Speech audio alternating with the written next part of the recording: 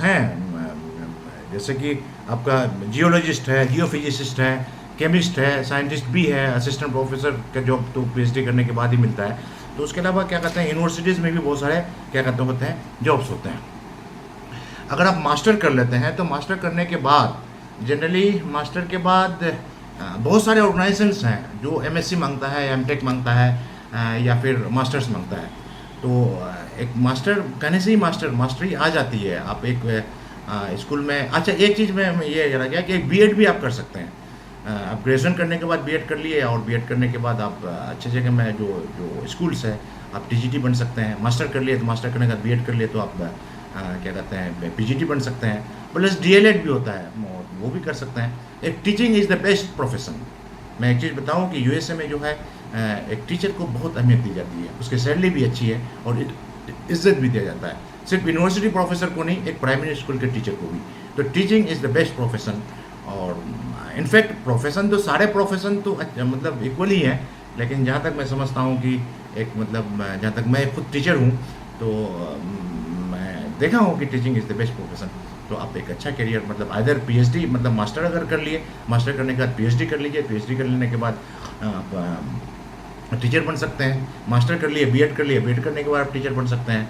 और क्या कहते हैं ग्रेजुएशन करने के बाद बीएड कर लिए तो बीएड करने के बाद भी आप टीचर बन सकते हैं। 10th या 12th करने के बाद भी डीएलएड वगैरह करते हैं तो आप स्कूल टीचर आप बन सकते हैं। और एक चीज़ मैं बताऊं, जो प्राइमरी स्कूल के टीचर होते हैं, जो बच्चों को जो पढ़ाते हैं, उनकी जिम्मेदारी ज़्यादा होती है। और बड़े यूनिवर्सिटीज़ में जो होते हैं उसकी जिम्मेदारी कम होती है, क्योंकि बच्चों को सिखाना बहुत डिफ़िकल्ट काम है। जो यूनिवर्सिटी के जो टीचर हम लोग हैं या फिर जो बड़े हैं तो भाई उनको तो भाई वो तो सिखा करके आया, फिर आगे आगे आगे आगे हम लोगों को ये करते जाते हैं। तो मैं हमारे बच्चों को इनकरेज करूँगा कि आप जो है मास्टर डिग्री के बाद आप पीएचडी भी करें। तो पीएचडी करने के लिए जो आर्ट्स बैकग्राउंड के हैं, साइंस बैकग्राउंड के हैं, इंजीनियरिंग बैकग्राउंड के हैं। और एक चीज़ मैं बताऊंगा कि आपका इसमें क्या कहते हैं वो इसमें भी क्या कहते हैं पीएचडी होता है, मैनेजमेंट और क्या कहते हैं मेडिसिन में, सब में पीएचडी होता है।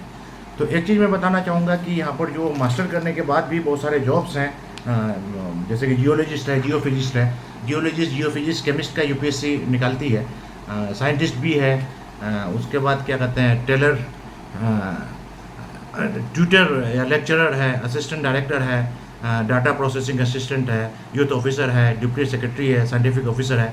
यूनिवर्सिटीज़ में भी बहुत सारे जॉब निकलते हैं। रिसर्च ऑफिसर है, प्रोजेक्ट एसोसिएट है, साइंटिस्ट है, चीफ एग्जीक्यूटिव ऑफिसर है, बिजनेस एनालिस्ट है, प्रोजेक्ट मैनेजर है, ट्रेनिंग कोऑर्डिनेटर है, पब्लिक रिलेशन ऑफिसर है, बला बला बला। और सेल्स एंड मार्केटिंग जॉब है, डिजिटल मार्केटिंग जॉब है, मतलब बहुत सारे पीएसयूज जॉब है, पीएससी जॉब है, एनालिस्ट है, माइक्रोबायोलॉजिस्ट है, मतलब बहुत सारे जॉब्स हैं। उसके अलावा बहुत सारे ऑर्गेनाइजेशन एनटीपीसी है, ओएनजीसी है, क्या कहते हैं बार्क है, सेल है, गेल है, मतलब पोस्ट ग्रेजुएट के लिए जो है ना वो जॉब निकालते हैं। अलग अलग सब्जेक्ट के, केमिस्ट्री का भी है, फिजिक्स का भी है, बायो का भी है, अलग अलग का है। तो अगर आप फोकस्ड है ना, अगर आप फोकस्ड हैं तो आराम से जॉब को ग्रैब कर लीजिएगा। लेकिन फोकस्ड हम लोग नहीं हो पाते हैं। अब ये देखा गया है, एक चीज़ आप लोगों के साथ, एक हमारे स्टूडेंट के साथ एक देखा गया है कि 2 साल जो लॉकडाउन रहे तो लॉकडाउन में बिल्कुल लिथार्जिक हो गए हैं, कुछ करने का मन नहीं करता है। तो थोड़ा सा एक्टिव बनिए। एक्टिव बनने के लिए आप जो भी कोर्स करें, फर्स्ट ईयर से ही आप तैयारी शुरू कर दीजिए। आप अगर मास्टर अगर हुआ तो मास्टर डिग्री में भी गोल सेट कीजिए कि भाई एमएससी करने के बाद मुझे आईएएस की तैयारी करनी है, तो आप उसी दिन से आईएएस की तैयारी करना शुरू कर दीजिए। आप मास्टर करने के बाद मुझे जेआरएफ की तैयारी करनी है, उसी वक्त से तैयारी करना शुरू कर दीजिए। और एक चीज़ मैं बताऊं, जो साइंस ग्रेजुएट हैं जो मास्टर करने के बाद गेट की तैयारी कर सकते हैं, तो फर्स्ट ईयर से ही आप गेट की तैयारी शुरू कर लीजिए, क्योंकि गेट का वही बताया कि गेट के बेसिस पर जॉब भी मिलता है अलग अलग ऑर्गेनाइजेशन में, और आप एमटेक भी कर सकते हैं, पीएचडी भी कर सकते हैं। एमटेक पीएचडी में बहुत सारा स्कॉलरशिप मिलता है। नेट जेआरएफ की तैयारी कर सकते हैं, नेट जेआरएफ की तैयारी करके जो है ना आप अलग अलग पीएचडी कर सकते हैं। पीएचडी में बहुत सारा चीज़ स्कॉलरशिप मिलता है। उसके बाद पीएचडी करने के बाद आइदर साइंटिस्ट या फिर असिस्टेंट प्रोफेसर आप ये कर सकते हैं। और यूजीसी नेट है, सीएसआर के अलावा यूजीसी नेट आर्ट्स बैकग्राउंड वालों के लिए। आईसीएमआर जेआरएफ जो है वो भी है, आईसीएआर जो एग्रीकल्चर वाला वो भी है। तो ये सारा चीज़, ये सारा कम्पिटिटिव एग्जामिनेशन क्वालिफाई करने के बाद आप पीएचडी कर सकते हैं। और एक चीज़ मैं बताऊंगा आप लोगों को कि पीएचडी एमबीबीएस जो एमबीबीएस करने के बाद जो मास्टर्स करते हैं, मास्टर करने के बाद भी पीएचडी करते हैं, डीएम डॉक्टरेट ऑफ मेडिसिन कहलाता है। और एक चीज़ आईआईएम में जो है मास्टर्स करने के बाद जो रिसर्च करते हैं उसका नाम दिया था FPM, fellow program in management. आप उसकी तरफ भी जा सकते हैं। रिसर्च बहुत ज़रूरी है, क्योंकि रिसर्च एक इनोवेशन है। आप देखिए जितना भी एडवांस कंट्रीज़ है वहाँ पर research and R&D, research and development बहुत अच्छा है, इस वजह से वो एडवांस है। और वो प्रोजेक्ट भी उसको प्रमोट भी करते हैं। जो भी एडवांस कंट्रीज़ है उसका रिसर्च एंड डेवलपमेंट बहुत अच्छा है। तो आप ड्यूरिंग पीएचडी आप लोगों को बहुत सारा स्कॉलरशिप मिल सकता है। कुछ नाम है, ICHR जूनियर रिसर्च फेलोशिप है, क्या कहते हैं गूगल पीएचडी क्या कहते हैं फेलोशिप प्रोग्राम है। उसके बाद ICSSR डॉक्टरल रिसर्च प्रोग्राम है। Prime minister fellowship for doctoral research है। उसके बाद physical lab laboratory junior research fellowship है। Jawaharlal Nehru memorial fund scholarship है। NCERT doctoral fellowship for PhD, DBT fellowship है। SARC फेलोशिप है। Swami Vivekananda single child scholarship ये है। ये सारा चीज़ ले सकते हैं। उसके अलावा आप मास्टर करने के बाद क्या कहते हैं PhD करने के लिए अगर बाहर जाते हैं तो वहाँ के लिए भी कुछ स्कॉलरशिप है। Courier government scholarship program for है। उसके बाद Boehringer Indian fund PhD program for है। PhD scholarship for international candidate by Swansea University है। Max QDA research grant for VERVI है। उसके बाद IPLP है। HRD स्कॉलरशिप प्रोग्राम है। IITB मोनास रिसर्च फेलोशिप है। इंपीरियल कॉलर PhD प्रोग्राम है। INU IAS PhD program है। Doctor Edward Gubelin research fellowship by है क्या कहते हैं by doctor Edward Gubelin association for research. Sir Ratan Tata trust and Navajyoti Ratan trust by trans trust ये है। Commonwealth PhD program for commonwealth है। Fulbright Kalam climate fellowship है। उसका Ramachandra fellowship by GOI government of India and government of France है। President's PhD program by Imperial है। Japanese government MEXT scholarship by MEXT Japan है। उसके बाद New Zealand Commonwealth scholarship programme भी जो है ये सारा बाहर से भी बहुत सारे बच्चे जो है बाहर से भी PhD करते हैं और मतलब करते हैं और ये करते हैं। तो उसके बाद जो PhD करने के बाद आपको जो जॉब मिलेगा वो असिस्टेंट प्रोफेसर है, साइंटिस्ट है, साइंटिफिक ऑफिसर है, रिसर्च एसोसिएट है, पोस्ट डॉक्टरल रिसर्च फेलोशिप। हाँ, एक चीज़ ये है कि आप बहुत सारे बच्चे इंडिया से PhD करने के बाद बाहर पोस्ट डॉक्टरल रिसर्च के लिए जाते हैं। हमारे भी बहुत सारे फ्रेंड गए हैं, बहुत सारे फ्रेंड वहीं जॉब करके वहीं सेटल हो गए और बहुत सारे लोग इंडिया में आकर के सर्व कर रहे हैं IITs NITs में, तो कर सकते हैं। क्या उसके बाद पोस्ट डॉक्टर क्या कहते हैं डेवलपमेंट राइटर का भी आप जॉब मिल सकता है। असिस्टेंट डायरेक्टर अलग अलग ऑर्गेनाइजेशंस में ये कराता है। प्रोग्राम ऑफिसर है। और UPSC का भी एक निकलता है जो क्या कहते हैं उसमें बहुत सारे जॉब्स होते हैं अलग अलग। इसमें कुरिकुलम डिज़ाइनिंग है, स्टाफ कल्चर है, तो इसमें इन सारी चीज़ों में आप ये कर सकते हैं। तो मैं अभी जो मैं पूरा डिटेल जो बताया, मैं 10th करने के बाद सर्टिफिकेट कोर्स कर सकते हैं, ITI कोर्स कर सकते हैं, डिप्लोमा कोर्स कर सकते हैं। उसके अलावा क्या कर सकते हैं 11th में ले सकते हैं एडमिशन। तो 11th में 3 पार्ट है आपका, क्या कहते हैं आर्ट्स है, साइंस है, कॉमर्स है। उसके अलावा आप ग्रेजुएशन कर सकते हैं, उसमें अलग अलग स्ट्रीम है। मास्टर कर सकते हैं, मास्टर से करके PhD कर सकते हैं। तो आप लोगों को एक बात को ध्यान रखना है कि जो भी कोर्स करते हैं तो कोर्स करने के ड्यूरेशन में आप स्कॉलरशिप अवेल कर सकते हैं। प्लस कोर्स करने के ड्यूरेशन में फर्दर आपको क्या करना है, फर्स्ट डे से ये तैयारी शुरू कर देनी है। अगर आप ऐसा करते हैं तो कामयाबी आपके कदम चूमेगी। तो यहाँ तक डिटेल करियर गाइडेंस हुआ। क्योंकि मैं यूनाइटेड नेशन के सस्टेनेबल डेवलपमेंट गोल पर काम कर रहा हूँ, तो मैं 4 गोल को मैं रखा हुआ हूँ। एक है quality education, peace and justice, gender equality and good health. Education जो है इसकी सख्त ज़रूरत है हमारे देश में ही नहीं बल्कि पूरे विश्व में, अक्रॉस द ग्लोब। एजुकेशन नहीं, क्वालिटी एजुकेशन थोड़ा सा मेयरली डिफरेंट है। जो यूनाइटेड नेशन का जो जनरल सेक्रेटरी साहब ने कहा था कि now it's the time to transform the education system को हमको थोड़ा सा बदलने की ज़रूरत है। बिल्कुल सही कहा था उन्होंने, क्योंकि जो है अभी मतलब बहुत सारे लोग एजुकेटेड लोग हैं, बहुत सारी किताबें लिखी जा चुकी है और क्या कहते हैं बहुत सारी यूनिवर्सिटीज़ खुल चुके हैं, लेकिन क्वालिटी में कमी आई है। क्वांटिटी में तो बहुत बढ़ोतरी हुई है लेकिन क्वालिटी में कमी आई है। तो क्वालिटी को मेंटेन करने के लिए we have to work hard. हमें बहुत हार्ड मेहनत करने की ज़रूरत है, बहुत ही मुशक्क़त करने की ज़रूरत है। तो क्वालिटी एजुकेशन में जो अब है कि अकॉर्डिंग टू यूनेस्को डाटा ये देखा गया कि 771 million young people and adults still can not read and right globally. आप समझ सकते हैं about 80% of the global population above 15 years is literate. ये यूनेस्को का डाटा है। 91% of youth between 15 and 24 years are literate. About 78% of adults age 65 and above can read and write. 250 million children are failing to acquire basic literacy skills. More man than women are literate. अभी भी जो gender equality, मैं आगे बात करूंगा, United nation का गोल है gender equality, आज भी महिलाओं में जो एजुकेशन का लिटरेसी रेट है वो कम है। और एक NSO डाटा जो है as of year to 2020, Indian average population rate is 77.70. The male literacy rate in 2020 stands at 84.7% and female literacy stands at 70.30% across India.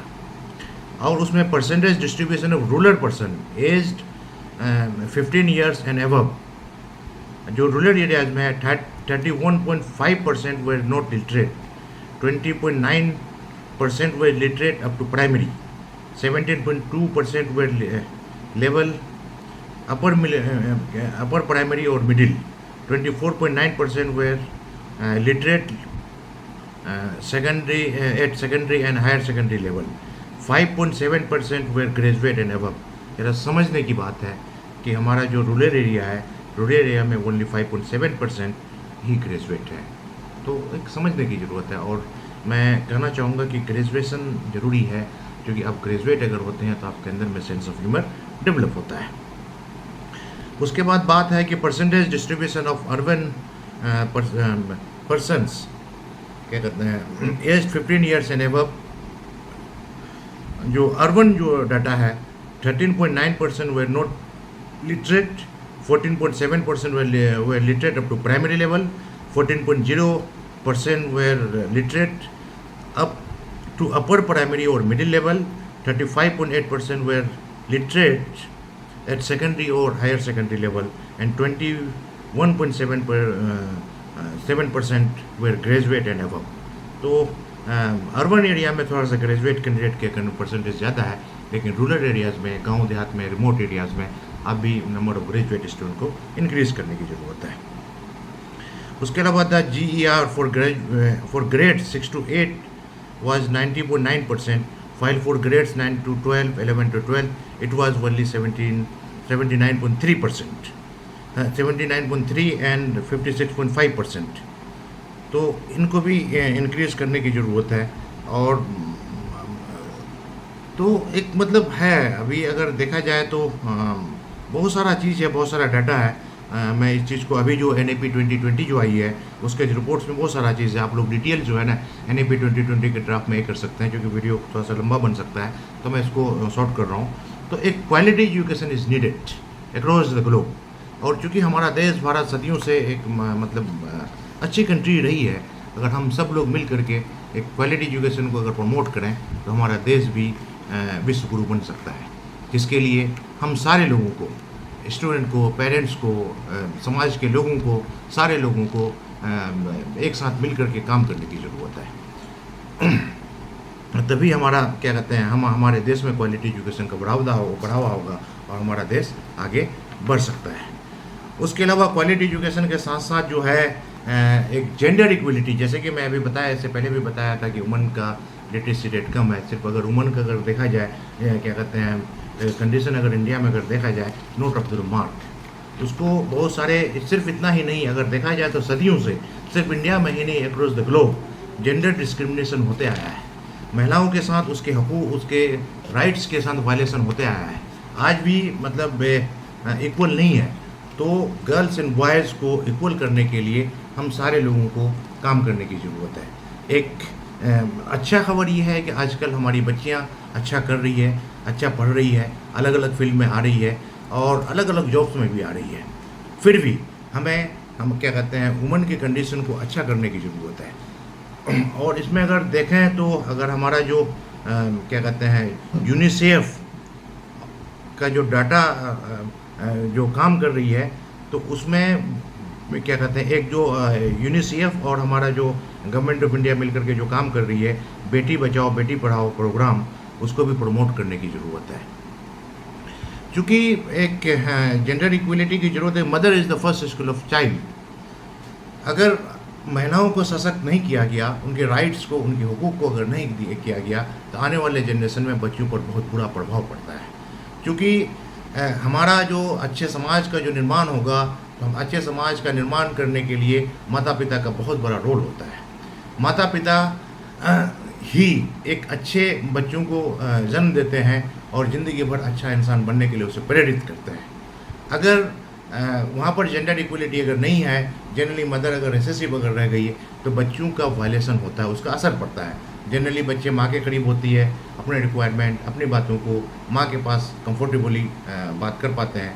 अगर उनका वो इक्वल नहीं है, तो उनकी बात पिता तक नहीं पहुँच पाती है, तो एक वायलेशन है। क्योंकि बहुत सारे केसेस में देखा गया है कि बच्चे करियर चूज़ करने में भी उसके इंटरेस्ट के हिसाब से या उनके कैपेबिलिटीज़ के हिसाब से, क्योंकि मैं पहले भी बात किया था कि choose your career according to your interest and capabilities, तो वहाँ पर भी बात आ जाती है कि बच्चा जो कुछ बच्चे मदर के करीब होते हैं, कुछ बच्चे फादर के करीब होते हैं।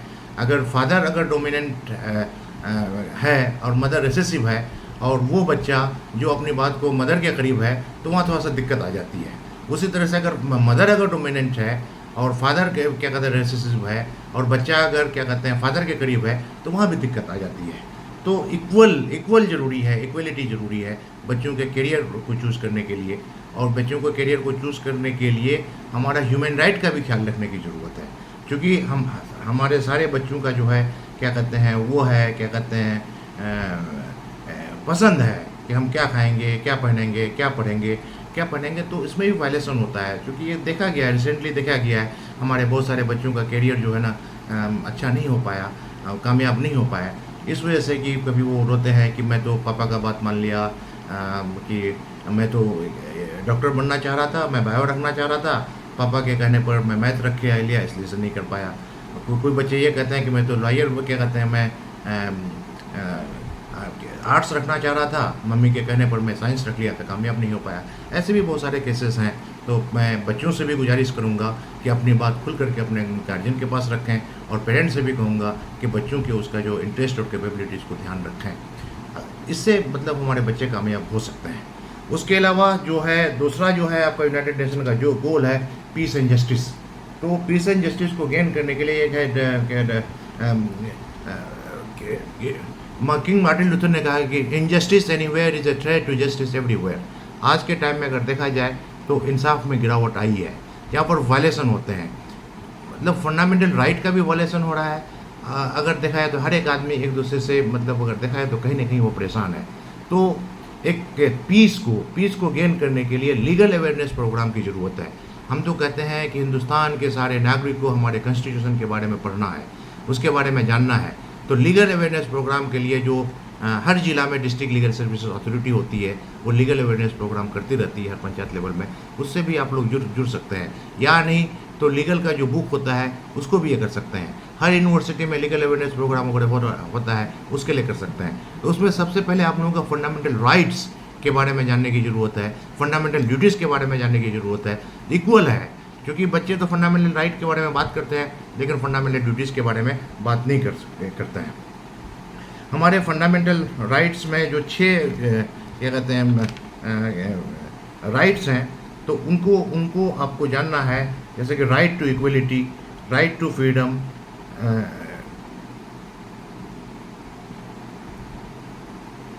राइट अगेंस्ट एक्सप्लॉयटेशन, ये हमारा फंडामेंटल राइट्स है। अगर आपका कोई भी एक्सप्लॉइट करता है तो आपके फंडामेंटल राइट्स को वायलेशन हो जाता है। और आज के टाइम में अगर देखा जाए तो एक्सप्लॉयटेशन बढ़ा है।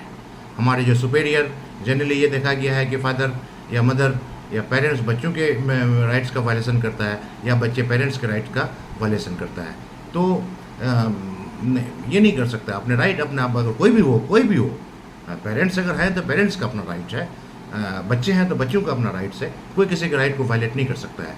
तो अगर कोई भी अगर एक्सप्लॉइट अगर कर रहा है, तो आप उनके लिए क्या कहते हैं, अपने राइट को प्रोटेक्ट करने के लिए आप अपने आप को हिफाजत कर सकते हैं। Right to freedom of religion, cultural and educational right, and right to constitutional remedies, ये हमारे क्या है राइट्स हैं। तो राइट से ज़्यादा ज़रूरी है हमारे फंडामेंटल ड्यूटीज़, जो कि हमारे फंडामेंटल ड्यूटीज़ में है, जो आप लोग पढ़े भी हैं। तो करीब क्या कहते हैं 11 फंडामेंटल ड्यूटीज़ हैं। तो हमारे सारे 11 फंडामेंटल ड्यूटीज़ को हमको निकालना है, क्या कहते हैं इनकलकेट करना है, अपने में भी लेकर के आना है, और क्या कहते हैं दूसरे को भी प्रमोट करना है। तो फंडामेंटल राइट, फंडामेंटल ड्यूटीज़ के बारे में आइदर कहीं भी बहुत सारे प्रोग्राम होते रहते हैं, या फिर किताब भी पढ़ सकते हैं। तो उसको जानने के बाद सिर्फ जानना ही नहीं है, उसे क्या करना है कि प्रमोट करना है। जो हमारा फंडामेंटल राइट में जो हमारा जो ये फंडामेंटल ड्यूटीज़ में जो है, abide by the Indian Constitution and respect its ideals and institution, the national flag and national anthem. Second है cherish and follow the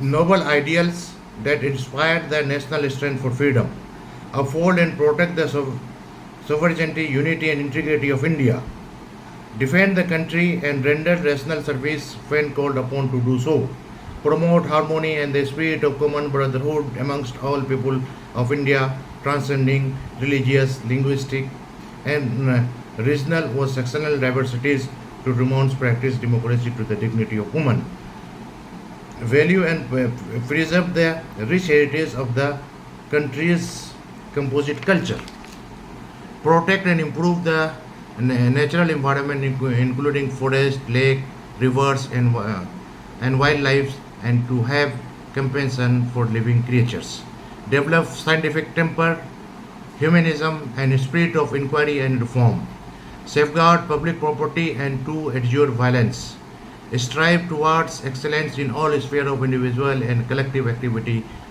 so that the nation constantly rise to higher level of endeavor and achievement, provide opportunities for education to child or ward between age of 6 and 14 years. 14 साल तक ये fundamental right है बच्चों तक पढ़ना। अगर किसी बच्चे को अगर नहीं पढ़ाया जाता है तो आप इसके लिए काम कर सकते हैं, अपने राइट के लिए आगे बढ़ सकते हैं। तो आप बिल्कुल अपना फंडामेंटल राइट के अलावा फंडामेंटल ड्यूटीज़ को भी आपको क्या कहते हैं लेकर के चलना है। उसके अलावा दूसरी fundamental rights, fundamental duties, human right. आज के टाइम में देखा जाए तो across the globe, not in India, across the globe अगर देखा जाए तो ह्यूमन राइट का बहुत ज़्यादा वायलेशन होता है। हर एक इंसान का अपना एक अधिकार है, और वायलेशन अगर देखें तो वायलेशन घर से ही शुरू हो जाता है। तो हमें अगर काम करने की ज़रूरत है, घर से ही काम करने की ज़रूरत है, क्योंकि चैरिटी बिगिंस फ्रॉम होम। यहाँ पर अगर परिवार में अगर बहुत सारे सदस्य हैं, क्या कहते हैं, माता है, पिता है, भाई है, बहन है, सब किसी के राइट्स हैं, एक दूसरे के राइट का वायलेशन नहीं होना चाहिए। उसके बाद हम स्कूल में निकलते हैं, वहाँ भी बहुत तरह के वायलेशन होते हैं। बाहर अगर समाज में निकलते हैं तो वहाँ भी बहुत तरह के वायलेशन होते हैं, हर जगह वायलेशन होते हैं। तो सबसे पहले हम लोगों को क्या कहते हैं, ह्यूमन राइट के बारे में जानने की ज़रूरत है। ह्यूमन राइट को जानने के बाद उसे फिर प्रमोट करने की ज़रूरत है। जो हमारे टोटल जो 30 ह्यूमन राइट्स हैं वो है all human beings are free and equal, no discrimination, right to life, no slavery, no torture and inhuman treatment, same right to use law, equal before the law, right to treat fair by the court, no unfair detainment, right to trial, innocent until proved guilty, right to privacy, freedom to movement and residence, right to asylum, right to nationality, right to marry and have family, right to own things, freedom of thoughts and religion, freedom of opinion and expression, right to assemble, right to democracy, right to social security, right to work, right to rest and holiday, right of social service, right to education, right of cultural and art, freedom around the world, subject to law, human rights cannot be taken away. Total 30 human rights हैं। तो in human right के बारे में पहले जानना है। जानने के लिए जो NHRC है, नेशनल ह्यूमन राइट कमीशन जो है दिल्ली में है, वो प्रोग्राम वगैरह कराती रहती है अलग अलग यूनिवर्सिटीज़ में, अलग अलग जगह। तो आप उसका भी अटेंड कर सकते हैं। प्लस हर स्टेट में क्या कहते हैं ह्यूमन राइट कमीशन है, वो प्रोग्राम कराती रहती है, वहाँ से आप लोग कर सकते हैं। बाकी स्कूल में भी ह्यूमन राइट वगैरह प्रमोट करने के लिए पढ़ाया जाता है। बाकी अलग अलग यूनिवर्सिटी में ह्यूमन राइट का डिपार्टमेंट है, वहाँ से भी आप लोग क्या कर सकते हैं, ह्यूमन राइट के बारे में जान सकते हैं। आज के टाइम में ह्यूमन राइट बहुत ज़रूरी चीज़ है, क्योंकि मानवता को आज now days humanity is threatened. Humanity को प्रोटेक्ट करने के लिए सब किसी के सारे नागरिक के मानव अधिकार को जो है ना प्रोटेक्ट करने की ज़रूरत है। बहुत सारे जो है इन सारी चीज़ों को स्कूल लेवल से ही, बल्कि स्कूल लेवल से ही सारे स्कूल में हमारे बच्चों को ह्यूमन राइट को प्रमोट करने के लिए क्या कहते हैं अवेयरनेस प्रोग्राम किया जाना चाहिए। और हर ज़िला में डिस्ट्रिक्ट लीगल सर्विसेज अथॉरिटी होती है, और वो हर स्कूल में या पंचायत लेवल में ह्यूमन राइट को प्रमोट करने के लिए प्रोग्राम वगैरह कराती रहती है। तो उसमें भी अटेंड करने की ज़रूरत है। तो हम लोगों को सबसे पहला काम है कि हम लोग को ह्यूमन राइट के बारे में जानना, फिर दूसरे को बताना। उसके बाद है एक मैं बात किया था कि गुड हेल्थ एंड वेलबींग, ये बहुत अच्छी चीज़ है, बहुत इम्पोर्टेंट चीज़ है, क्योंकि आपका सेहत ही तो हर कुछ है। अगर आप सेहत ही नहीं रहेगा तो कहाँ से पढ़ पाएंगे, कहाँ से तैयारी कर पाएंगे। और रिसेंट डाटा ये देखा गया है कि बहुत सारे बच्चे तबीयत ख़राब हो जाने की वजह से अच्छा नहीं कर पाए। अगर तबीयत अगर ख़राब अगर नहीं होता तो अच्छा कर पाते। और रिसेंटली एक चीज़ ऑब्ज़र्व किया गया है कि जो हमारा लॉकडाउन हुआ, कोरोना काल हुआ, तो हमारे बच्चे जो है ना घर में रह कर के लेथार्जिक हो गए हैं। तो उनको मोटिवेट करने के लिए गुड हेल्थ एंड वेलबींग के लिए हर एक इंसान के लिए जो हेल्थ का जो होता है, हेल्थ का क्या होता है कि 5 लेवल है: physical level, mental level, emotional level, psychological level and spiritual level. Physical level में भी कोई भी अगर बीमारी होती है तो बीमारी के लिए मैं ये कहना चाहूँगा कि prevention is better than cure. कभी भी थोड़ा भी तकलीफ अगर हो जाए तब तुरंत डॉक्टर के पास चले जाइए, पूरा बॉडी चेकअप कीजिए, तुरंत इलाज कर लीजिए। लेकिन कभी कभी होता है कि हम लोग कोताही कर देते हैं, रहते हैं, फिर बाद में फिर बीमारी बढ़ जाती है। तो ख़ास तौर से स्टूडेंट के लिए, स्टूडेंट को आपका अगर एक स्वस्थ, किसी ने कहा था कि स्वस्थ शरीर में स्वस्थ मस्तिष्क निवास करता है, तो आपका ब्रेन अच्छा डेवलपमेंट करने के लिए आपका शरीर भी अच्छा होना चाहिए। तो शरीर को अच्छा करने के लिए आपको हेल्थ को जो है ना अच्छा रखना पड़ेगा। और एक चीज़ आजकल ये देखा जाता है, कोरोना काल के बाद बच्चे जो आउटडोर एक्टिविटी वो कम कर रहे हैं, इंडोर तो करते हैं लेकिन आउटडोर कम करते हैं। तो आप लोग अपने आप को फिट रखने के लिए, फिजिकली फिट रखने के लिए, आप लोग जो भी हॉबी है, बहुत सारे बच्चों को खेल कूद का शौक़ होता होगा, बहुत सारे बच्चों को दौड़ने का शौक़ होता होगा, बहुत सारे लोग बच्चों को खेल में अलग अलग खेल है जो आउटडोर गेम्स हैं। आउटडोर गेम्स में अगर आप खेलते हैं तो खेलने से एक खुशी का एहसास होता है और उससे आपका फिजिकली, मेंटली, इमोशनली आप फिट हो जाएंगे। इसमें भी ये करने की ज़रूरत है। अगर देखा जाए हेल्थ कंडीशन, अगर देखा जाए डिजीज़ के बारे में अगर देखा जाए तो जो यूनाइटेड नेशन का जो सस्टेनेबल डेवलपमेंट गोल है उसमें बहुत सारी चीज़ें कही गई है, आप लोग वहाँ से आप ये कर सकते हैं। तो और एक बात मैं कहना चाहूँगा कि आज के टाइम में जो है हमारे बच्चों में जो एंग्जाइटी, डिप्रेशन, टेंशन, चिड़चिड़ापन बढ़ रहा है। हमारा जो है कहने का ह्यूमैनिटी जो है ना गड़बड़ा रहा है। हमारे बच्चे जो है विकृति का शिकार हो रहे हैं। मैं जो कहा कि एक जो है सारे बच्चों के लिए एक जो साइकोलॉजिकल लेवल, आजकल जो मैं पहले भी बताया कि जो बच्चा अगर +2 करने के बाद अगर आप क्लिनिकल साइकोलॉजी में अगर करियर अगर बनाते हैं तो एक क्लिनिकल साइकोलॉजिस्ट की ज़रूरत हर किसी को है। मैं तो ये कहूँगा कि हर परिवार में एक क्लिनिकल साइकोलॉजिस्ट होना चाहिए, जो हालात को देखते हुए। तो आजकल हमारे बच्चे जो है ना एक स्ट्रेस वाली सिचुएशन ये करते हैं, तो हमें एक साइकोलॉजिकल लेवल को भी मेंटेन करने की ज़रूरत है, इमोशनल लेवल को भी मेंटेन करने की ज़रूरत है और स्पिरिचुअल लेवल को भी मेंटेन करने की ज़रूरत है। तो अच्छे सेहत के लिए पेरेंट्स का भी बहुत बड़ा रोल है। अगर बच्चों की अगर तबीयत अगर ख़राब हो जाती है तुरंत डॉक्टर के पास चले जाइए। और एक चीज़ मैं जहाँ तक ऑब्जर्व कर रहा हूँ कि लॉकडाउन के बाद, कोरोना काल के बाद हमारे बच्चे लिखते कम हैं। बहुत सारे पेरेंट्स, बहुत सारे गार्जियन ये कहते हैं कि मेरा बच्चा नहीं लिख रहा है, और आजकल जो है सोशल मीडिया में, यूट्यूब में वगैरह में पढ़ते हैं, ये करते रहता है।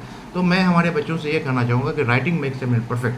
आप लोग लिखिए, जो कुछ भी नोट्स अपना बनाइए। किसी का नोट्स से ये नहीं होता है, नोट्स आपका अपना होना चाहिए। अपना अगर नोट्स होगा तो उसमें कॉन्फिडेंस होता है।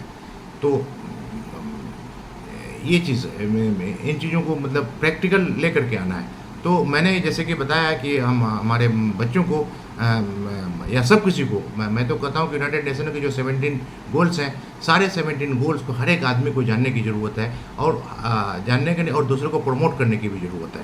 तो मैं एक जो 4 जो आपको बताया है कि quality education, good health and wellbeing, peace and justice, gender equality, ये बहुत ज़रूरी है। क्योंकि आजकल जो है हमारे बच्चे तो बहुत ज़्यादा पढ़ रहे हैं, लेकिन इंसान मतलब ह्यूमन बीइंग मतलब थोड़ा सा कम, एक अलग तरह का जो है चिड़चिड़ापन और एक जो है एंटी सोशल पर्सनालिटी डिसऑर्डर जो है ना, एंटी सोशल पर्सनालिटी या जिसे समाज को जो विकृति करते हैं वो बढ़ रहा है। तो उन सारी चीज़ों का मैं ये कहूँगा कि भाई एक तालीम के साथ साथ तरबियत। तो तरबियत हमारा जो होता है, तरबियत कहाँ से मिलता है? तरबियत घर से ही मिलता है। तो तरबियत में जो हमारा जो है एक जो यूनिवर्सल मॉरल वैल्यूज़ है, यूनिवर्सल मॉरल, चूँकि हमारा फंडामेंटल राइट है freedom of expression of religion. आप किसी भी जाति के हैं, किसी भी मज़हब के हैं, अपने मज़हब को मान सकते हैं। तो हमारे मज़हब में जो है ना, चाहे कोई भी मज़हब हो, मज़हब की किताबों को अगर निकाल करके देखें तो कुछ चीज़ कॉमन है, जिसमें है कि झूठ नहीं बोलना, गिबत नहीं करना, चुगलखोरी नहीं करना, बहतान नहीं फैलाना, हिंसा नहीं करना, कोएग्जिस्टेंस, ये सारी चीज़ें जो है ना, ये सारी चीज़ों को हमारे बच्चों में बचपन से ही इनकलकेट करने की ज़रूरत है।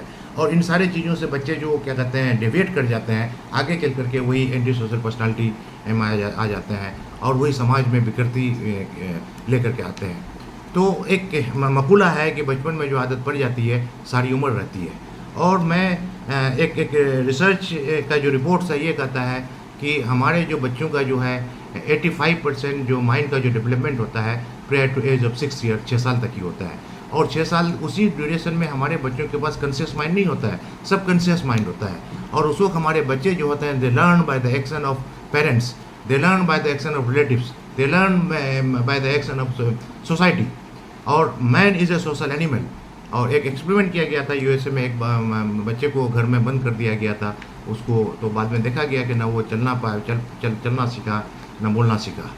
तो जो माहौल मिलेगा और माहौल क्या है कि जो बताया मैं आपको कि एक रिसर्च का एक रिपोर्ट शायद जो बच्चे जो पेरेंट्स जैसा करेंगे, समाज के लोग जैसा करेंगे वैसा नकल करेंगे। तो हमारे जनरेशन में, नए जनरेशन में अच्छा है तो सबसे पहले हम पेरेंट्स को तौबा करना पड़ेगा कि बच्चों के सामने में कोई गलत काम ना किया जाए। अगर आप झूठ बोलेंगे तो बच्चे भी झूठ बोलना सीख जाएंगे, आप गिबत करेंगे तो बच्चे भी गिबत करना सीख जाएंगे, आप बहतान फैलाएंगे तो बच्चे भी बहतान करना सीख जाएंगे, आप चुगलखोरी करेंगे तो बच्चे भी चुगलखोरी करना शुरू कर जाएंगे, आप हिंसा करेंगे तो बच्चे भी हिंसा करना शुरू कर जाएगा। वही उसी के अपोजिट, अगर आप प्रेम से रहेंगे तो बच्चे भी प्रेम से रहेंगे। तो ये बहुत बड़ा रोल होता है हमारे पेरेंट्स का, क्योंकि पेरेंटिंग में ये कहा जाता है कि जब बच्चा आपका जो है ना 0 to 6 ईयर अगर हो तो आप जो है ना बच्चों को बादशाह बना दीजिए, अपने गुलाम बन जाइए। नेक्स्ट फेज जो होता है बहुत ही क्रूशियल होता है कि 6 साल से लेकर के 12 साल तक, इसमें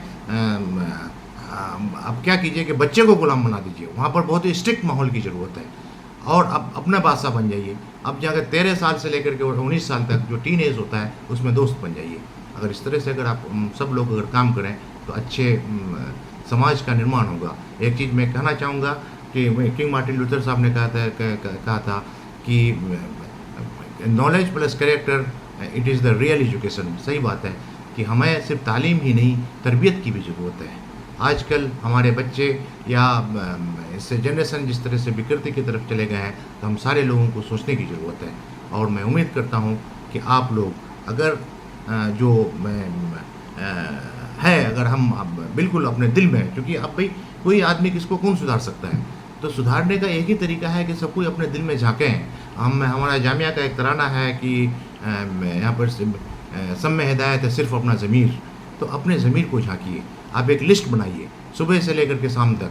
भाई सुबह से लेकर के शाम तक जो आपने जो काम किया 1 घंटा या आधा घंटा इंट्रोस्पेक्शन कीजिए। डायरी भी बना सकते हैं कि मैंने सुबह से लेकर के शाम तक कितना झूठ बोला, सुबह से शाम तक लेकर कितना गिबत किया, सुबह से शाम तक लेकर के कितना चुगलखोरी किया, या सुबह से लेकर के शाम तक कितना मैं बुराई किया। तो उसमें क्या कीजिए, एक है कि एक तौबा, मतलब आप किसी भी चीज़ को एक अगर करते हैं तो आप उसको छोड़ सकते हैं। तो बुराइयों को छोड़ना है, अच्छाई को अडेप्ट करना है। अगर आप ऐसा करते हैं तो मैं उम्मीद करता हूँ कि अच्छे समाज का, अच्छे राष्ट्र का निर्माण हो सकता है। तो मेरा जो टॉपिक है prepare yourself for a human of values and skill transform the world. तो मैं ये कहना चाहता हूँ कि हर एक नागरिक को अपने बीच में जो है क्या कहते हैं ह्यूमन बनाए और ह्यूमैनिटी को गेन करने के लिए आपके अंदर में क्या कहते हैं मॉरल वैल्यूज़ का आना बहुत ज़रूरी है। और मॉरल वैल्यूज़ के लिए मैं कहूँगा कि पहले बताऊँ कि हमारा fundamental right of freedom of expression of religion, आप किसी भी जाति के हैं, किसी भी मज़हब के हैं, आप अपने मज़हब की किताबों को पढ़ें, क्योंकि वहीं से आता है, वहीं से तरबियत आती है। तो अगर आप